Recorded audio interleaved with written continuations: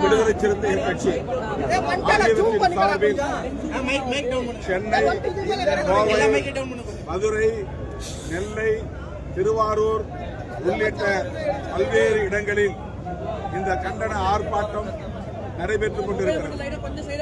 Iran மீது நடத்தப்படுகிற கொடூரமான ஏவுகணை தாக்குதல்களை உடனடியாக அமெரிக்க ஏகாதிபத்தியமும் இஸ்ரேலும் நிறுத்த வேண்டும் என்று வலியுறுத்தி நாங்கள் இந்த ஆர்ப்பாட்டத்தை முன்னெடுத்திருக்கிறோம்.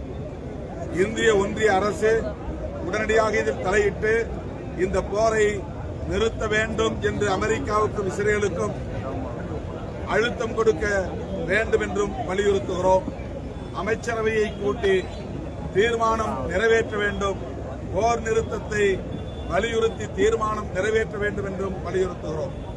அத்துடன் வளைகுடா நாடுகளில் வாழ்ந்து கொண்டிருக்கிற லட்சக்கணக்கான இந்தியர்கள், குறிப்பாக தமிழ்நாட்டை சார்ந்தவர்கள், ஈழத்தை சார்ந்தவர்கள், இலங்கையை சார்ந்த ஈழத்தமிழர்களும் அங்கே ஏராளமானவர்கள் அகதிகளாக இருக்கிறார்கள்.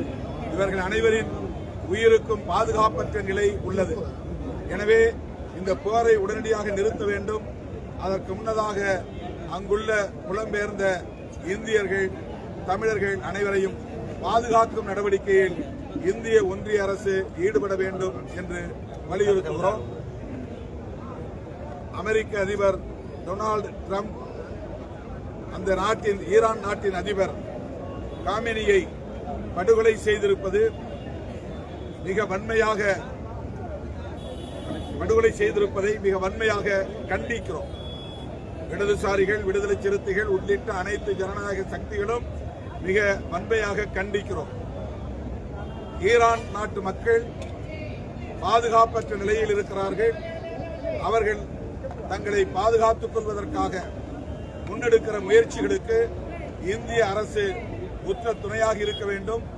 ஈரானுக்கு ஆதரவாக சீனா, ரஷ்யா போன்ற நாடுகள் இன்றைக்கு குரல் கொடுக்க முன்வந்திருப்பதை வரவேற்கிறோம், பாராட்டுகிறோம்.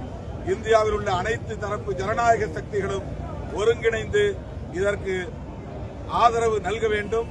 உலகப் போர் மூடாமல் தடுப்பதற்கு ஒருங்கிணைந்து குரல் எழுப்ப வேண்டும் என்றும் கேட்டுக்கொள்கிறோம். ஈரானில் நடப்பது அநீதியானது, மிக மோசமான ஒடுக்குமுறையாகும். எனவே அமெரிக்கா எடுக்கிற இந்த நடவடிக்கையை கண்டிக்கிறோம். அதற்கு இந்தியா துணை போகக்கூடாது என்று வலியுறுத்துகிறோம். நாங்குநேரியில் நடந்த ஒரு 2 பேர் படுகொலை, பல பேர் காயமடைந்திருக்கிறார்கள்.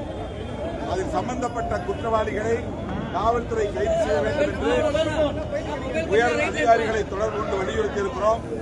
தென் மாவட்டங்களில் சாதியின் பெயரால் வன்முறை வெறியாட்டத்தை தூண்டிவிட்டு அரசியல் ஆதாயம் தேட சங் பரிவார்கள் முயற்சிக்கிறார்கள் என்று ஏற்கனவே தகவல்கள் வெளியாகி இருக்கின்றன.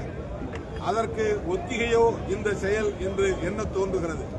எந்த பின்புலமும் எந்த பின்னணி காரணமும் இல்லாமல் 2 பேர், அதில் ஒருவர் தலித், ஒருவர் நாடார் வகுப்பை சார்ந்தவர் என்று சொல்லப்படுகிறது. பல பேர் 10க்கும் மேற்பட்டவர்கள் காயமடைந்திருக்கிறார்கள். எனவே இதன் பின்னணியை முழுமையாக ஆய்ந்தறிய வேண்டும்.